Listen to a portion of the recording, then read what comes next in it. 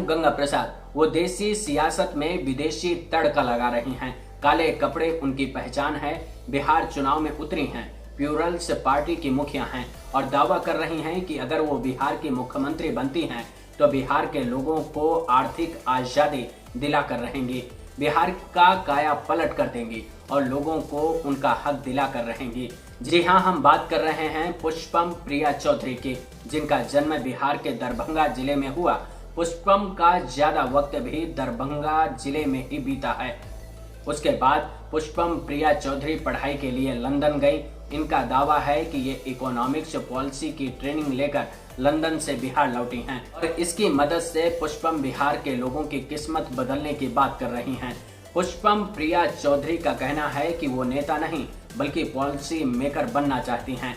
ऐसी नीतियां बनाना चाहती हैं जिससे बिहार के लोगों की जिंदगी बदल जाए, वो आत्मनिर्भर बने, उनकी आर्थिक आजादी का रास्ता साफ हो सके।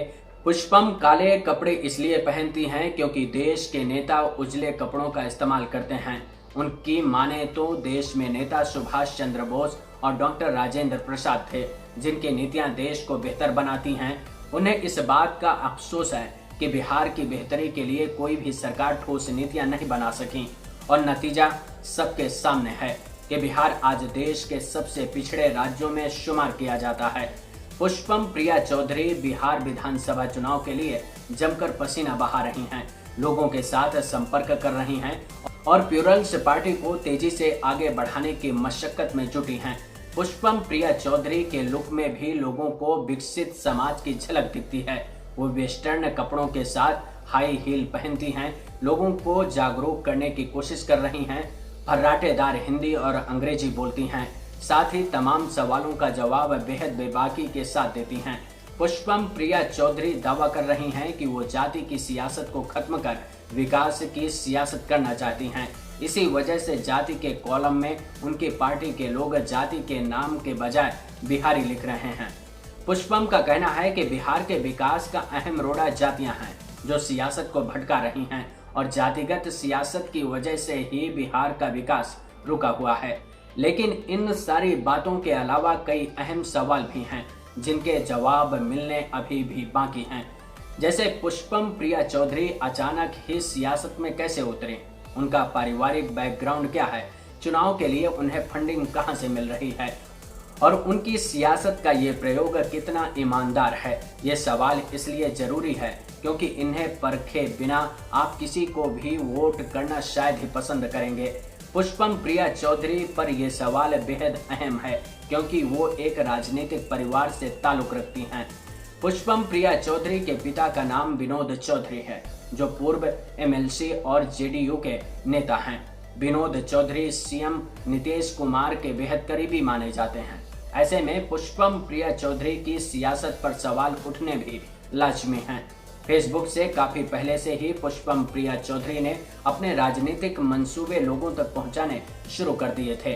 उन्होंने अपने फेसबुक पेज के जरिए बिहार के लोगों को काफी पहले से जोड़ना शुरू कर दिया था, जिसमें वो अक्सर नीतीश सरकार की कमजोर नीतियों का हवाला देती थीं और साथ ही लालू प्रसाद यादव की सरकारी नीतियों को भी आड़े हाथों लेती थीं।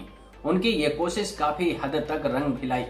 उनके कई समर्थक उनकी इस सोच को सोशल मीडिया प्लेटफॉर्म पर हाईलाइट करने लगे हैं और देखते ही देखते पढ़े लिखे लोगों के बीच पुष्पम प्रिया चौधरी का क्रेज बढ़ने लगा है। इसके बाद वो अपने सियासी सपने को पूरा करने के लिए खुलकर मैदान में आ गई हैं। फिलहाल लगातार वो जमीन पर प्लूरल्स पार्टी को पहचान दिलाने की कवायद में जुटी हैं। उन्होंने साफ किया है कि बिहार की सभी 243 विधानसभा सीटों पर प्लूरल्स पार्टी के उम्मीदवार मैदान में उतारेंगे और पार्टी का एजेंडा होगा विकास, विकास और सिर्फ विकास। यानी कि दशकों से जाति की सियासत में जकड़े बिहार को वो नई राजनीति की ओर ले जाना चाहती हैं। लेकिन क्या ये आसान है? क्या वाकई ऐसा संभव है?